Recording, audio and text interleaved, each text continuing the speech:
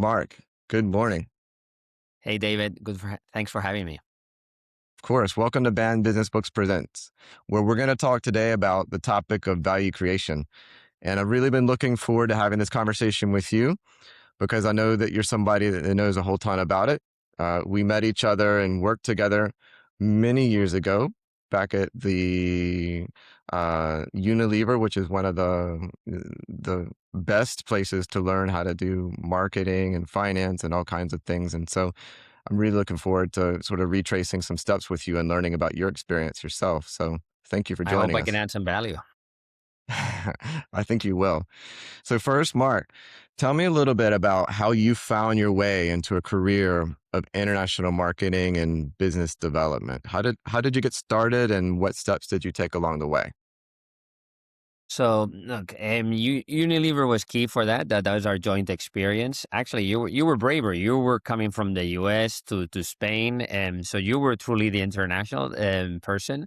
I was just a local boy, but the only thing I was working for a company that was quite international. I kind of started to taste the flavor of, hey, this is quite interesting. I really like those conversations we're having with people in India, with people in the UK, Germany. You could see the cultural differences. And after that, there was a certain point that I said, okay, if I stay in Unilever, which was an amazing company, it's all going to be kind of a repetition of the same pattern. Just gonna the scale is just gonna grow, but what's going to really change? So then I really put a lot of effort to get into an MBA.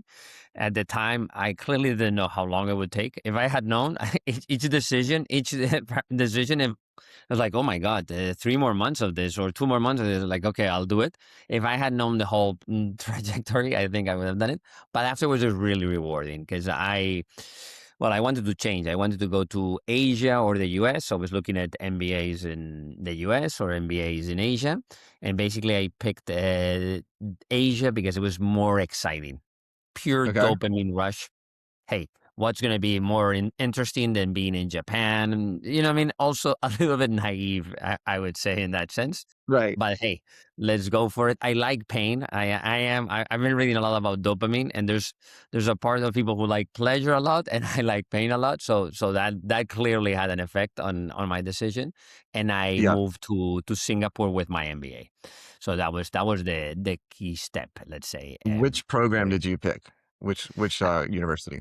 In SEAT, which is probably out of the ones there is. Obviously, I'm going to sell a little bit here, but the most international one by far. Look, I went to Kellogg in the U.S., Stern in New York, and I was like, it is international, but a lot of it's super American based. While in SEAT, it's just like this mix of people everywhere. There's this national weeks that in every MBA does.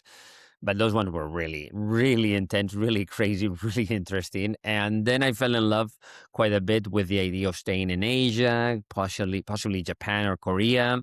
I just wanted this to be really painful and really be really lost in translation. And we had the opportunity. Samsung had this program. Samsung had become a big company at the time. Now it's a really big company, but at the time it was kind of starting to be it was going to beat Apple, it seemed, at a certain point, and there was opportunity of working in Seoul. So I was going to change from Barcelona and consumer goods marketing to strategy in Seoul for a tech company. Yeah. That's the leap that I wanted to take with all the pain that comes with that. What were some of the most shocking things that you found, the most shocking differences you found between business as you knew it in Spain, Europe, context of Unilever versus moving over to Asia and getting started in Seoul? Where to start? We only have 30 minutes. I'm joking. I'm joking, but I'm not joking. There's so many things, and so I Number would one on say the list. What's the first thing that comes to mind? Like that just shocked you?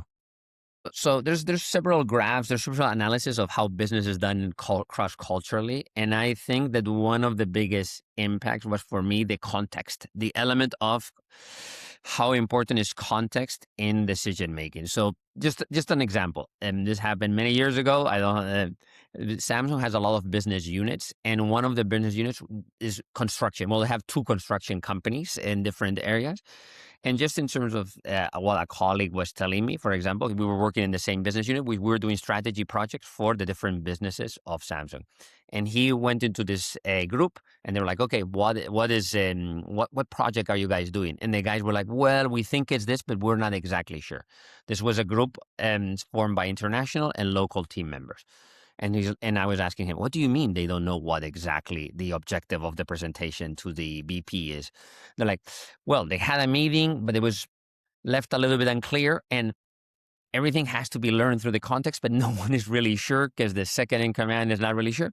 So they've decided to do everything, Yeah. meaning almost anything in that subject matter will cover it."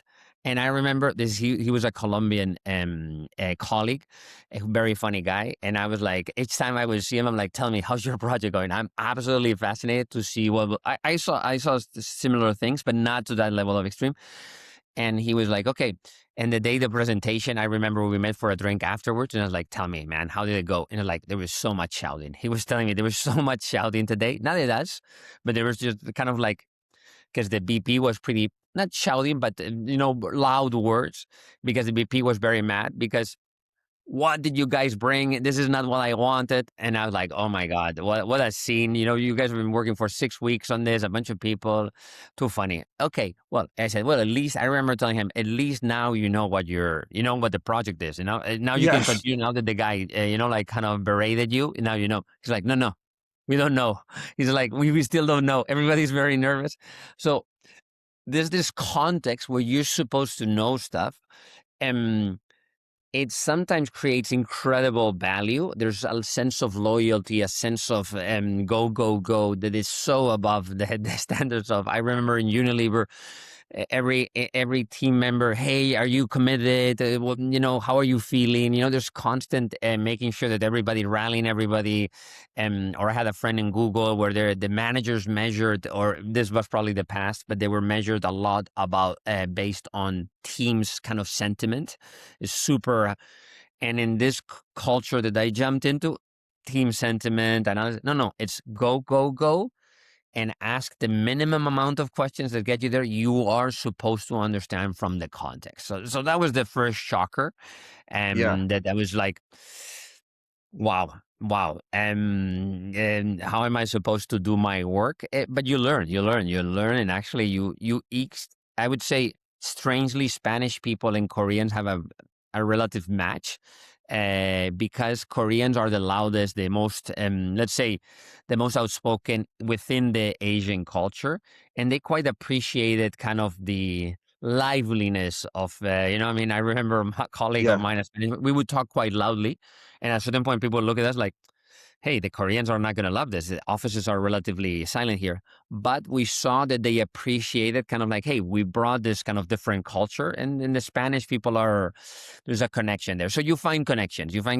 and you need to be entertained by it. So to be frank, I am entertained by it quite a bit. That's that's amazing, and I'm glad I started out with that question about context because I think that's or about the shock of the culture and the way that you raise context being important because I think with respect to creating value, that's really the first step is to understand the context of the Oh, culture yeah. that you're working in, Oh, yeah. understand what the rules are, the unwritten rules, which are important in any company. And it sounds like you learned very quickly what the rules were in Korea and for sure a dopamine hit, if I must say. I'd like to ask Mark, so what has changed about value creation? So since your start in working in marketing and sales and Unilever, how has it changed throughout the course of your career to today? Are the fundamentals still the same? And these fundamentals have adapted, or has something radical happened along the way, especially given your context of working in Asia? So I would say, we think about it. You can think about it two ways. One, in more aggregate terms, more macro terms, that I've seen the transformation quite radically from even when I landed in Unilever. Let's say the focus of value creation was very strongly focused on asset, let's say, aggregation. Being, I mean, Unilever, for example, owned the fields where it grew the tea leaves, the supply chain, everything. You were just manufacturing better than anyone else. And I remember when I entered Unilever, they were already selling off a bunch of this. They were going into this transformation, which was more into the intangibles, the brand, the experience. Then I've lived in Asia. When I was in Asia, I mean, obviously, I'm a U.S. citizen, so I've interacted a lot with the U.S. And I was in San Francisco, and you can already see the Uber time. I remember still seeing the first time someone showed me an old iPhone because it looked very old. Like, hey, there's this thing you can book a black car. There was that blitz scaling, so you went from asset aggregation to branding or experience. Then this scaling of technologies that existed to new industries, just offer it better than anyone else, cheap, to be fair. At that time, everything was about cost, cost, cost. You had taxis, you had food delivery services that were highly inefficient. And then, to be frank, now the latest leap is the one that everybody hates to hear because we were already all talking about it, AI. Hmm. But now it's just really interesting. We were part with a startup I was working with, and we were part of an accelerator, and they started to talk about outcomes, outcomes, outcomes. You're not selling software, you're not selling you're selling outcomes. And this is the massive transformation I see now that people expect with the aid of artificial intelligence with LLMs in the background. That, for example, we were selling a marketing AI tool. And basically what customers wanted is like, what's the outcome? Can this help me sell more? That's the only thing. If you can prove this, if you can truly help me, and there's different ways to do this. You can also prove, hey, I'm saving you time, and I'm delivering them. But that's the level of demand that you're getting now. It's before people is like, hey, can you produce something good for me? And can you create a good experience for me? Hey, can it be faster? And now it's like, hey, can it do my work? This is the insane part that we're seeing. You know what I mean? And sometimes I'm like, it's fascinating. At the same time, your brain, I still have enough brain plasticity that I think I can adapt to this. But 10 years from now, if this change had come 10 years later, forget it. My brain explodes. That's a fact. Right. I think it's having that effect on everybody, Mark. And this is why I'm trying to understand, in a certain sense, to document the process of how you create value. Because at some point you're going to be hitting a button and it's going to tell you how to create value, or to create value automatically for you, and you'll just somehow watch the revenue roll in, right, without doing anything. But I don't know if that's really the future or not. But certainly some people say it might be. So I'm trying to understand from you, like, if you had to say top one or two lessons that understand the customer and how to create value for them, like, what are they? What would you say is the number one thing of understanding a customer and how to create value for them? Okay. So I would say it's a little bit, this is where I'm a very analytical person, but this is where it gets a little bit esoteric or abstract. I would say you really, or the beauty of using all these tools, what we're mentioning, that right now you could create value by pressing a button. In reality, you still need to have a lot of imagination. For me, the key concept is imagination. You need to be putting yourself in the, so I'm an Excel sheet person. I love looking at the numbers, building, but you need to connect that to the actual situation. Put your head into the situation of, for example, in this latest case, the SME owner. You need to talk to SME owners, but you also need to imagine their situation. What is their current use of AI for marketing, or what is their current tools? How can they do it differently? And how will this change their outcomes?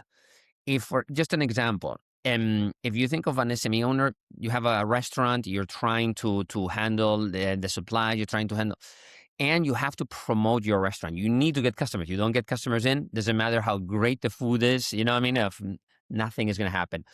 How can you do this? You're not an efficient marketeer. There's such competition right now, and the amount of digital creation. But you can create a tool that, in the most simple way, just thinking how that person thinks, click a button. Start expressing your story and let the LLM start creating some content that helps express that story. Tell what are your objectives. Hey, I want to be a company, I want to be a restaurant that is for younger people that come out of work and have a drink and have a lot of, okay, that's how the story in the LLM with a lot of tooling around it can create content in a way that is relatively simple.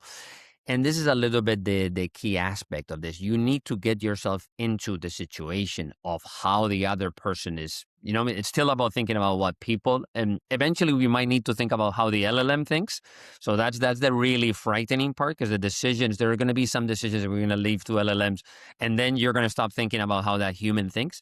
But in the end, it's how the SME owner thinks, how the retailer thinks. When I was in Unilever, you know what I mean? What are they trying to accomplish? How can you help them do their job better? That's the reality. You're always just thinking, get myself into their mind. How am I going to help them create that value? In Unilever, they will always say, and there was this process called the jobs to be done. And it was very annoying because I was very like anarchist. I wanted to do my own thing, but Hmm. the lessons were brutal. And one of the lessons was always, you had to end whatever your plan was. What is, think of that that consumer, and verbatim, what are they thinking? What is the change in their thought process? Hey, I felt uncomfortable with my body, or I felt I didn't have control of my diet, but now I'm using, in that case was ligereza, this new spread that is healthy and helps me energize, and I feel much more in control. That is still, and for hopefully for many years, because that's what I know how to do. That's the key aspect. Or for example, if you're selling some other services, what is the end goal of the CEO, and how are you going to change that person's feeling? You're selling software. How is that person going to feel after utilizing your software? Oh, I'm in control of my business. I'm in control of the finance of my business. I'm in control of the HR of my businesses.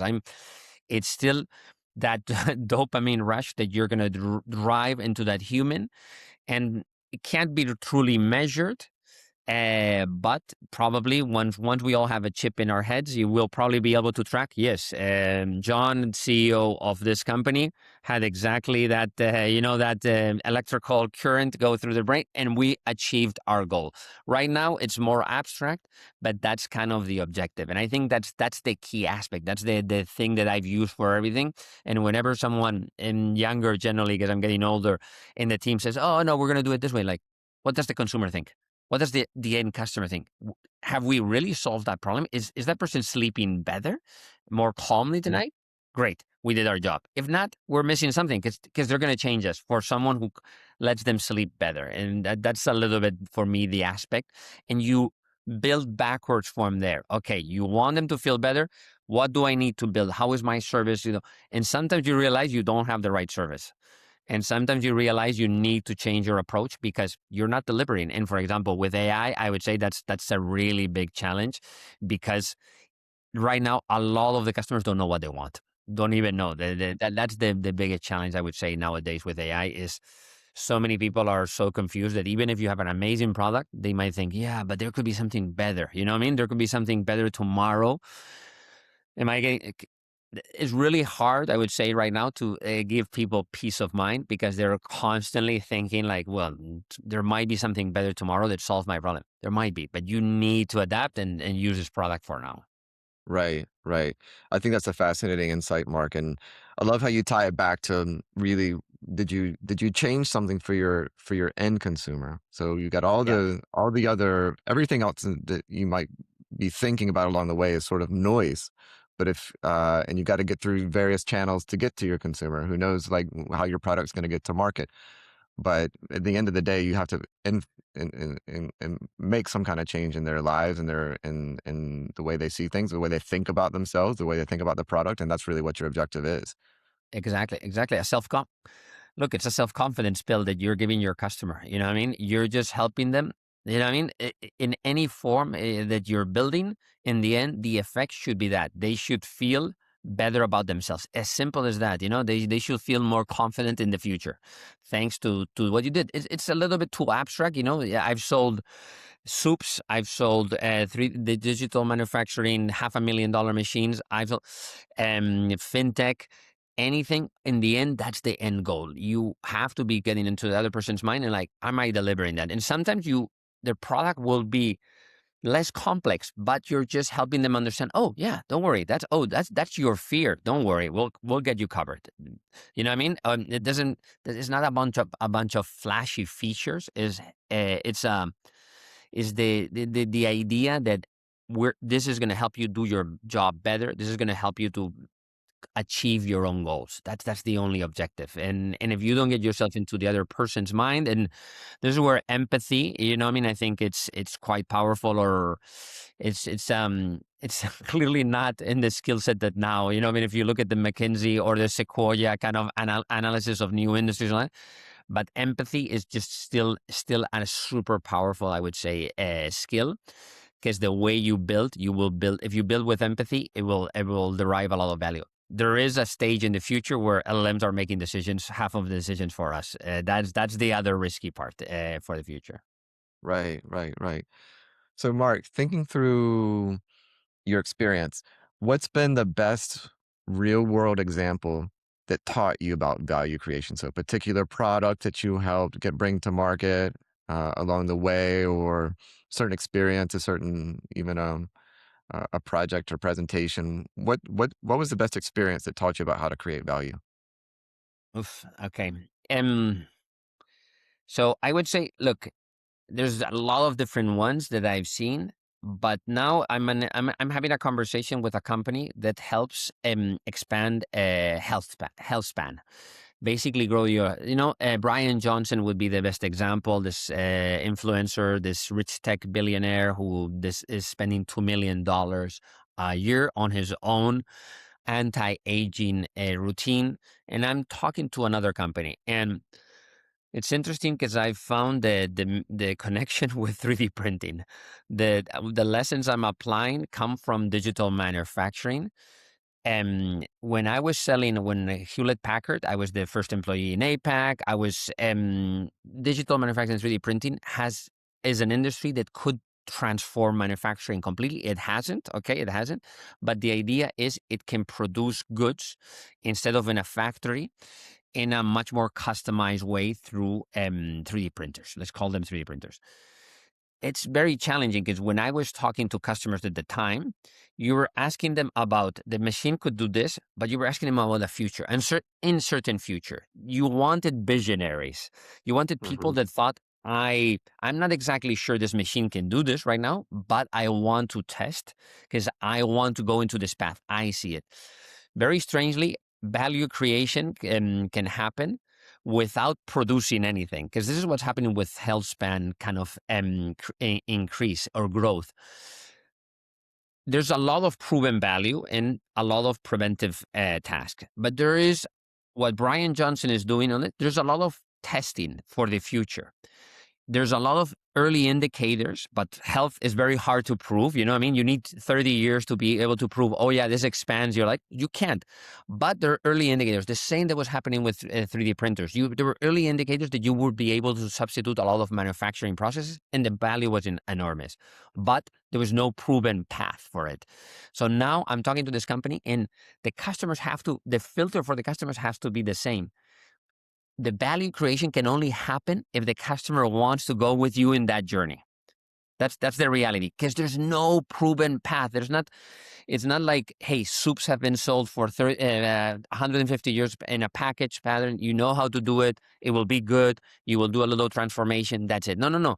You're going in a journey. I know this is very abstract, but you're going on a journey that the only way you will be able to create value is if the customer pays money to you to explore jointly. It's a little bit insane, but it's kind of beautiful. And I experienced that. And I was talking to this company, and I was saying, and we're talking about the commercials and how to grow the business. And for me, the key criteria is you need to find visionaries. You need to find people that are willing to go through the journey because it's not fully proven. Look, it's not risky. You know what you're adding. It's an added value. It's the same with a 3D printer. Look, it's not going to destroy your business. It's just you're going to be testing. There's going to be stuff that is not going to be exactly the outcome you expected, but the learnings are amazing, and you're going to be at the cutting edge. This is the Yeah. same for HealthSpan. So that's probably the most crazy case because it's very recent because I'm talking to them now and I've been thinking. And this is the craziest case of saying we're going to create value, and the value is going to be the value is not there yet. We are going to create it jointly with the customer, and that's kind of insane. That's kind of insane. That's the most insane case probably I've seen. A leap of faith for sure. So what do you mean by visionaries when you say you have to find visionaries? Who are you referring to? Like the potential customers, the people you're doing the market research on? Everyone, How is this how you're e- shaping your opinion? everyone has to be a bit of a visionary, a bit of a person who thinks, hey, there's a possibility of aging completely different. It's not yet proven. It's not. We don't have scientific studies that say 30 years. We've been studying the behavior, the input to this bodies of these substances, and these are the outcomes. We don't have that. It's not proven yet. But I believe that this is the right path. Brian Johnson being one of these guys. The same with digital manufacturing or 3D printers. This is not a proven path, but I believe and I'm willing to test. The customers themselves are going to have to be. The first question I need to ask is, or I could be asking these customers, is, do you read science fiction? Okay. Yeah. If Yeah. you don't read science fiction, potentially you're not going to be so interested in this journey because it's a going journey. Or for example, in digital manufacturing, what we would ask is it the first time found? Is it the father, the grandfather or father, or is this the son? Is this second or third generation? Because we knew first generation wasn't going to buy a 3D printer, a $500,000 machine, or several of them to create because they didn't, their future, they had built who they were based on traditional technologies or other technologies. They weren't going to take the risk. And this is a little bit that context where you need people that are saying, I want to build a different future for myself. Right. Doesn't Right. matter how much money they have. Doesn't matter if they're there. They have $1 billion in their bank account. That doesn't matter because there's people with $1 billion in their bank account that that don't believe in this kind of transformation. That's it. And there are people that will have 5 million in their bank account, but they believe in the transformation, and they'll be able to deliver this. Obviously, we're talking about expensive products in both cases. Okay, this is cutting edge. These are technologies that will be available to everybody in the future. You know what I mean? You need to do it big first, but that's a little bit that story, and it's pretty crazy. It's pretty crazy, and it's exciting. Obviously, I like I like science fiction. I like science Yeah. fiction, so that's a little bit my problem. Well, it sounds like a problem that's more of an opportunity for you. So Mark, I wanna ask you one final question. We've talked through how you got into international marketing, business development. You talked about the shock of moving to Asia, the dopamine hits, and how context is important in marketing and then value creation. We've talked a lot about that. I want to understand from your perspective, what advice would you give to somebody who's just starting out today? Imagine they're recently graduating from university, or they're starting their own business, or they're starting out in a company, and they're in a role where they're asked to create value. So what would you tell them? I mean, what kind of advice would you give them? Yeah. Um, I would say, look, nowadays, I'm going to repeat myself, know your tools, AI, the same way that PowerPoint and Excel sheet, we were both good at that, had an impact, I remember I would sit with the finance team. Okay. One of the reasons I became quite good at Excel sheet, for example, out of uni, I couldn't PowerPoint or Excel sheet anything. I had no idea. I was a typical guy that I would always tell the team or the group, I'll do the public presentation, I'll do the public speaking. You guys do the nitty and gritty. Okay. And then I got to Unilever and I realized, well, I was in another team firm before actually. That helped a lot. But in Unilever, like, there's two options here. I can be the one who sends an email to finance and say, hey guys, look at this. please send me a business case, or I could sit down. And I would generally go and sit down next to finance. I would say that gave me, I would see how you guys were using the tools. I would see the shortcuts. I would see the mindset. Oh, okay, this is important. You have to put it here. This is what you're trying to achieve. And knowing the tools, and AI is obviously the most clear example, but makes an enormous difference, because the moment you understand the tool organically, you really understand what can be achieved, you start using it differently. You start, not, you know what I mean? I remember at the beginning, people would say, oh, just take the template from finance and use it. I'm like, no, no, now I understand you can do it differently. And it's more inefficient to do it differently, but you learn how to conceptualize the world through the tool. And that helps you communicate things in a different way. In the end, creating value is identifying that value, and using the tool in a different way can help you identify it in ways that others haven't seen it, and then how you communicate it. And obviously, there's a lot of different paths now. The possibilities are endless. I'm not a good video editor, and now I saw what a friend can do with video editing. It's like, I'm starting to feel a little bit old, because people are not going to communicate the same way. Before you had a PowerPoint, people are now using, video, through AI to basically say, hey, let me tell you the story of what the brand is going to do. So really, if I were to give the key advice on value creation right now, is use the tools organically, get embedded in them, and try to use them to define different realities, because that different angle on reality is going to be really powerful. You have the analytical side and then the communication side. If you can tell people, this is what we're trying to achieve, this is how it's going to happen. Doesn't matter if you're, you know what I mean, if your story is not that, technically that great, but people get it. And in the end, as we see through politicians, it's all about storytelling. Humans Yeah. want to hear a story for yourselves or from others.